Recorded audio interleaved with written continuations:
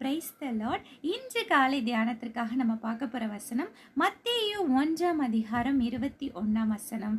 அவள் ஒரு குமாரனை பெறுவாள், அவளுக்கு இயேசு என்று பெயரிடுவாயாக, ஏனெனில் அவர் தமது ஜனங்களின் பாவங்களை நீக்கி நம்மளை இரட்சிப்பார் என்றார். ஒரு அருமையான வசனம்.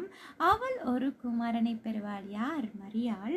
அவருக்கு இயேசு என்று பெயரிடுவாயாக, அவர் ஜனங்களின் பாவங்களை நீக்கி அவர்களை ரட்சிப்பார். இயேசு இந்த உலகத்தில் பிறக்க ஒரே நோக்கம் நம்மளுடைய பாவங்களை நீக்கி நம்மளை ரட்சிக்கிறதுக்காக தான் ஆண்டவர் இந்த உலகத்தில் பிறந்தாரு. அதற்காக தான் இந்த உலகத்தில் வந்தார். பாவமான உலகத்தை மீட்டெடுக்க, ஆண்டவர் ரட்சிக்க, இந்த உலகத்தில் நம்மளை மீட்டெடுக்க, நம்மளை பரலோகத்தில் சேர்க்கறதுக்காக தான் ஆண்டவர் இந்த உலகத்தில் வந்தார்.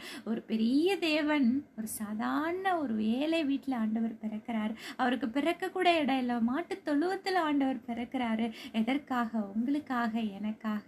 ஒரு அருமையான பழைய பாடல் உண்டு.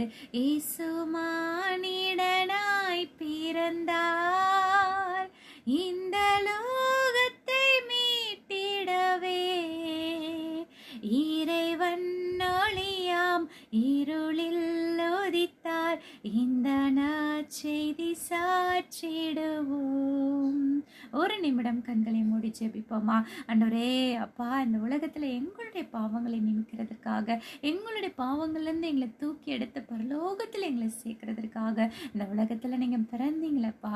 அந்த கிருபைக்காக, அந்த இரக்கத்திற்காக உள்ளத்தில் ஆழத்திலிருந்து உமக்கு நாங்கள் நன்றி செலுத்துகிறோம். இயேசு கிறிஸ்துவின் நாமத்தில் ஜெபிக்கிறோம் நல்ல பிதாவே. Have a nice day. Thank you.